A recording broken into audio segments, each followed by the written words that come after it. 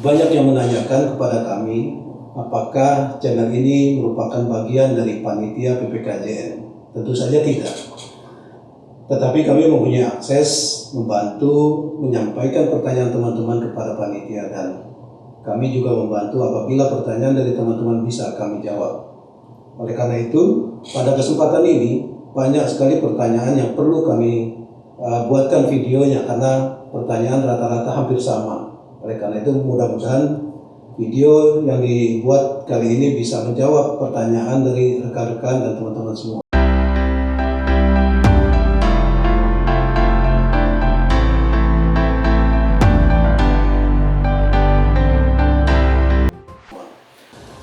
Biasanya orang menanyakan apakah PPKJN yang akan diselenggarakan kali ini tidak sebaiknya dilakukan secara online. Tahun lalu memang dilakukan secara online ketika kita baru-baru diserang wabah COVID-19. Namun dari pelaksanaan secara online kemarin banyak juga dikeluhkan oleh teman-teman peserta, di mana rata-rata kebanyakan keluhan itu terkait dengan jaringan internet, sehingga ketika para narasumber menyampaikan materi itu terputus. Bahkan teman-teman yang ada di wilayah timur dan tengah rata-rata mengalami kesulitan untuk mengikuti secara utuh kegiatan yang dilakukan secara online.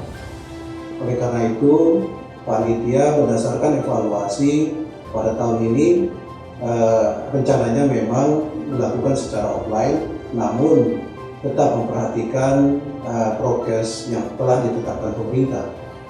Di antaranya adalah hanya mengisi setengah paling banyak dari kapasitas ruangan yang seharusnya. Misalnya ruangan yang harusnya diisi 250 peserta atau lebih, hanya diisi nantinya oleh 125 peserta.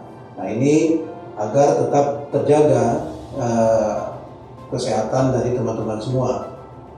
Di samping itu, panitia juga akan menyediakan swab antigen sebelum mengikuti pelatihan PPKJN ini.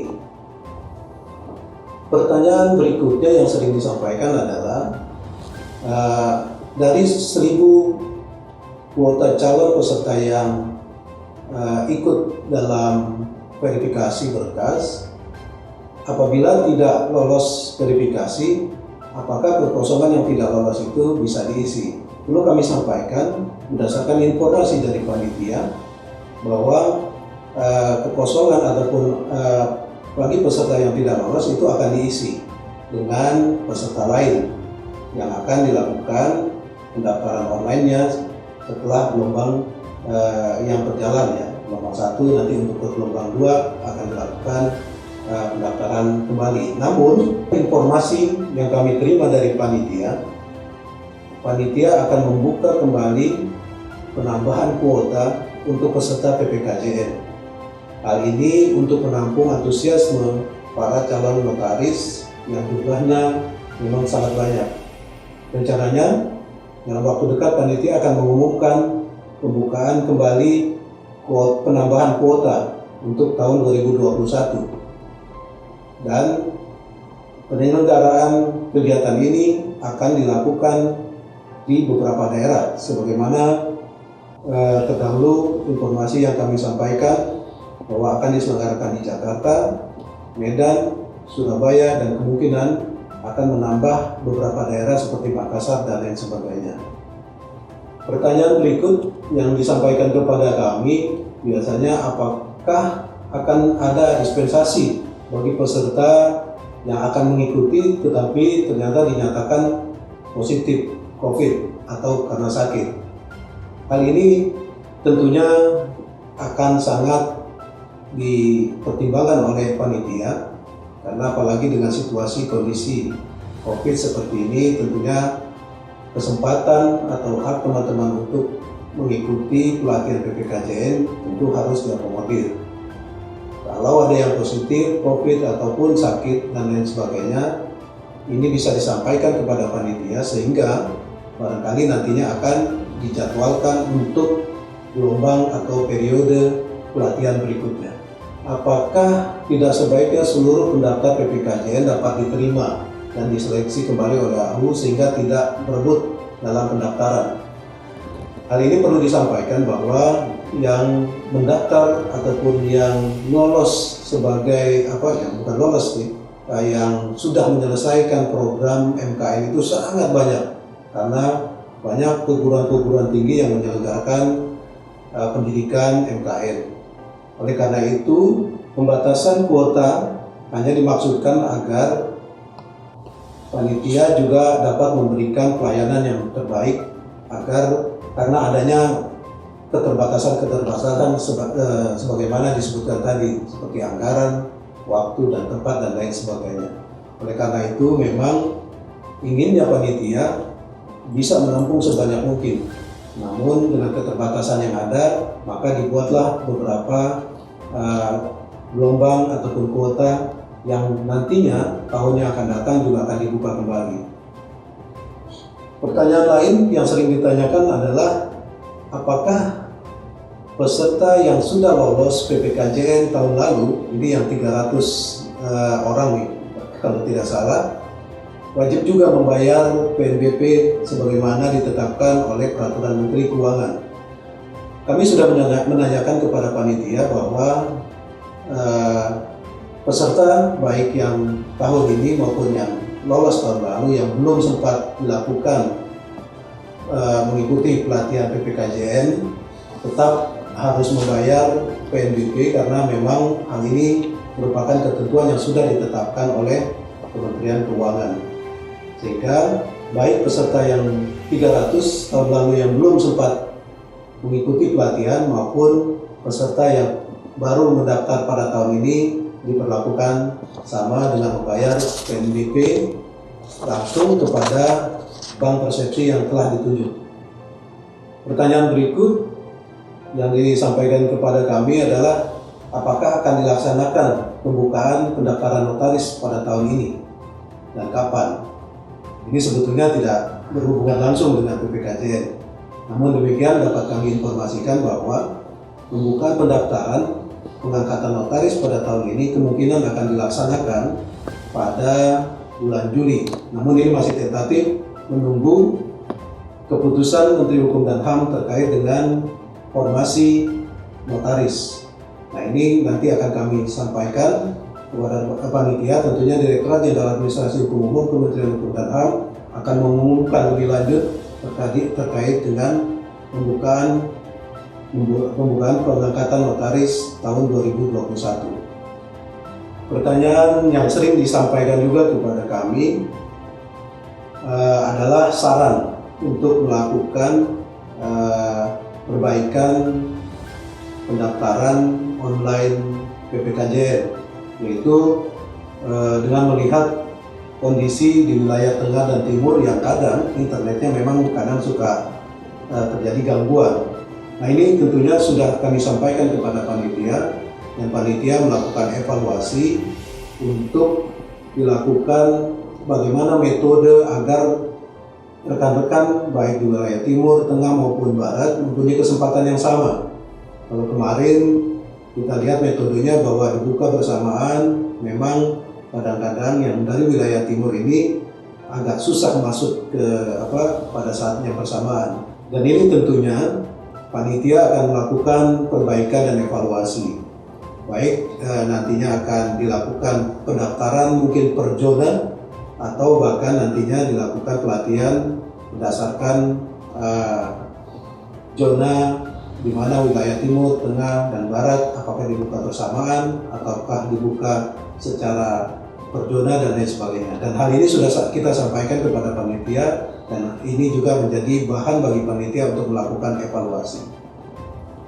Pertanyaan lain adalah ada yang menanyakan kapan waktu verifikasi berakhir dan pengumuman nama-nama peserta PPKJN diumumkan. Perlu kami sampaikan berdasarkan informasi dari panitia bahwa sampai saat ini ada beberapa berkas yang masih perlu diverifikasi dan rencananya dalam 1-2 hari ke depan akan dilakukan pengumuman secara keseluruhan dari peserta yang lolos untuk mengikuti PPKJN. Namun demikian, sebenarnya secara berangsur panitia juga sudah mengirimkan email ke masing-masing peserta bahwa mereka sudah lolos verifikasi dan nantinya tinggal melihat pengumuman di mana para peserta ikut di dalam PPKJN, apakah nanti di Jakarta, di tempat atau di daerah lain. Nah, ini yang akan dipetakan oleh panitia. Jadi panitia pada saat ini sedang memetakan untuk mendekatkan teman-teman semua di mana dapat mengikuti PPKJN yang akan dilaksanakan. Contohnya misalnya mungkin teman-teman yang dekat dengan daerah Jakarta akan diikutkan di Jakarta. Mungkin nanti teman-teman yang lebih dekat ke daerah Medan akan didekatkan ke wilayah Medan dan seterusnya. Nah, ini agar dapat memudahkan teman-teman untuk datang ke tempat pelaksanaan kegiatan. Kemudian pertanyaan lain, apakah data yang diunggah masih dapat diperbaiki, baik email ataupun data KTP? Nah, ini apabila ada kesalahan data, rekan-rekan dapat menghubungi call center Direktorat Jenderal Administrasi Hukum Umum di nomor 1500105. Nanti di layar akan kami tampilkan. Disampaikan di sana untuk disampaikan kepada panitia pelaksana PPKJN. Pertanyaan juga yang sering disampaikan kepada kami adalah apakah peserta wajib membawa laptop sendiri? Nah, ini perlu kami sampaikan kepada rekan-rekan semua bahwa memang panitia mewajibkan untuk membawa laptop. Karena nanti beberapa materi yang terkait dengan pelaksanaan PPKJN akan didistribusikan secara digital. Dan ketika ada pretest maupun post-test pun akan dilakukan menggunakan komputer atau laptop. Pertanyaan yang lain terkait dengan pembayaran PNBP. Biasanya ada yang menanyakan, kami sudah membayar PNBP, namun di status masih belum bayar. Nah, ini perlu kami sampaikan bahwa apabila teman-teman nantinya akan membayar voucher PNBP, kami mengharapkan bisa dibayar ke Bank Persepsi. Bank Persepsi yang sudah bekerjasama dengan Direktorat Jenderal Administrasi Hukum Umum adalah Bank BNI, Bank Mandiri, dan Bank BJB. Bagaimana kalau sudah terlanjur membayar di bank lain selain itu? Sebetulnya tidak masalah, namun kejadiannya memang nanti akan ada jeda waktu karena harus diverifikasi oleh sistem di Kementerian Keuangan terlebih dahulu. Apabila teman-teman sudah membayar voucher PNBP untuk mengikuti PPKJN, tentunya kalau statusnya masih belum bayar, itu nanti akan berubah dengan sendirinya karena memang membutuhkan waktu sistem untuk membaca. Pertanyaan juga yang sering disampaikan kepada kami, kapan PPKJN dilaksanakan? Nah, PPKJN dilaksanakan gelombang pertama dan kedua akan dilaksanakan di Jakarta. Ini seperti video yang sebelumnya akan dilaksanakan pada tanggal 21 sampai dengan 25 Juni 2021 dan gelombang kedua dilaksanakan pada tanggal 28 sampai tanggal 2 Juli 2021 bertempat di Jakarta. Untuk gelombang berikutnya tentunya panitia akan menyampaikan informasi dan mengumumkan di website AHU kapan akan dilaksanakan dan di mana dilaksanakan. Misalnya nanti akan dilaksanakan di Medan, di Surabaya, Makassar, atau di Jakarta kembali. Hal ini tentunya akan tergantung pada domisili rekan-rekan semua yang sudah nantinya dipetakan oleh panitia. Kemudian ada yang menanyakan berapa hari PPKJN dilaksanakan. Seperti yang tadi kami kemukakan bahwa PPKJN dilaksanakan selama 5 hari berturut-turut. Apakah peserta dapat akomodasi penginapan? Panitia menginformasikan kepada kami bahwa yang disediakan oleh panitia adalah akomodasi yang sifatnya penyelenggaraan PPKJN, baik itu penyelenggaraan di ruangan maupun terkait dengan peralatan yang diperlukan selain laptop ya tentunya yang tadi disampaikan. Kemudian ada snack dan makan siang. Karena PPKJN ini biasanya dilaksanakan dari pukul 8 pagi sampai pukul 6 sore.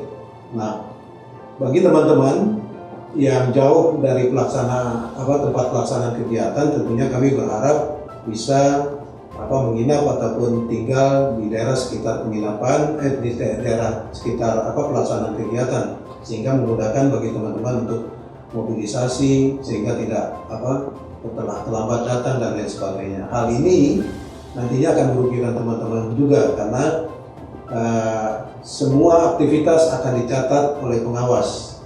Nanti hal tersebut akan ada laporan atau reportnya kepada penyelenggara tentunya.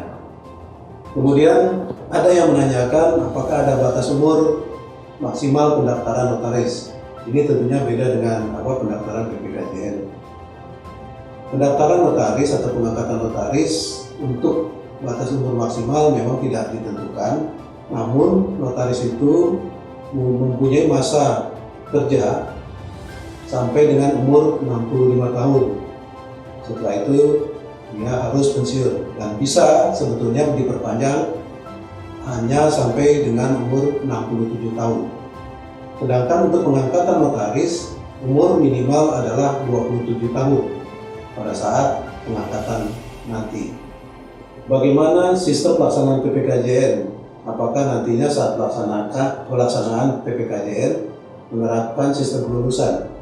Nah, ini perlu disampaikan kepada teman-teman bahwa seluruh kegiatan pelaksanaan PPKJN akan dinilai dan akan diawasi. Kelulusan tentunya ada, namun demikian kelulusan itu tidak semata-mata didasarkan pada tes, tetapi juga dilihat dari kehadiran. Biasanya dilihat juga dari kehadiran. Biasanya peserta juga diawasi oleh pengawas dan ini sangat menentukan untuk penilaian pada rekan-rekan peserta. Karena perlu kami sampaikan bahwa nantinya akan dicari 10 lulusan terbaik. Nah, ini yang perlu disampaikan. Apa gunanya 10 orang lulusan terbaik? Yaitu mereka nantinya akan mempunyai kesempatan untuk memilih di mana untuk pengangkatan notaris pertama mereka. Nah, ini mudah-mudahan bisa digunakan oleh rekan-rekan sebaik mungkin sehingga apabila rekan-rekan nantinya setelah PPKJN mengajukan usul pengangkatan notaris, rekan-rekan dapat menentukan sendiri di mana untuk diprioritaskan untuk penempatan pertama kali. Itu beberapa hal yang ditanyakan oleh teman-teman semua, yang rata-rata juga ada beberapa kenapa sampai saat ini belum mendapat email verifikasi, misalnya seperti itu. Memang ditunggu, baik yang lolos verifikasi berkas maupun yang tidak lolos, semuanya akan dikirimkan email pemberitahuan. Panitia pada saat ini sedang melakukan inventarisasi domisili dari rekan-rekan yang akan ikut PPKJN agar nantinya bisa didekatkan dengan tempat pelaksanaan PPKJN yang akan dilaksanakan. Hal ini tentunya nanti akan memudahkan teman-teman dalam mengikuti PPKJN dan tidak harus jauh-jauh ke tempat misalnya dari bagian timur Indonesia harus terbang ke Jakarta dan sebaliknya. Nah, hal ini kan nantinya memudahkan teman-teman tetapkan di mana rekan-rekan akan mengikuti pelatihan yang tentunya akan didekatkan dengan domisili rekan-rekan semua. Perlu juga kami sampaikan kepada rekan-rekan bahwa seluruh pelaksanaan proses PPKJN ini dilakukan secara transparan. Nantinya juga akan diumumkan bagi rekan-rekan seluruhnya yang akan yang lolos dan akan mengikuti pelatihan PPKJN. Mengenai ada yang sudah menerima email pemberitahuan, ada yang belum, itu hanya masalah waktu, tetapi nanti seluruh peserta akan diumumkan lengkap dengan di mana tempat akan mengikuti PPKJN. Nah, hal ini mohon kesabarannya, tentunya kami akan juga membantu untuk menginformasikan kepada rekan-rekan agar juga dapat secepatnya menerima informasi terkait dengan pelaksanaan PPKJN bagi rekan-rekan semua. Dan sebagaimana di awal video tadi kami sampaikan bahwa akan sangat dibuka kemungkinan untuk menambah kuota pelaksanaan PPKJN pada tahun ini. Panitia sedang menghitung pelaksanaan anggarannya, kemungkinan tempat dan waktu pelaksanaan untuk tahun 2021 ini.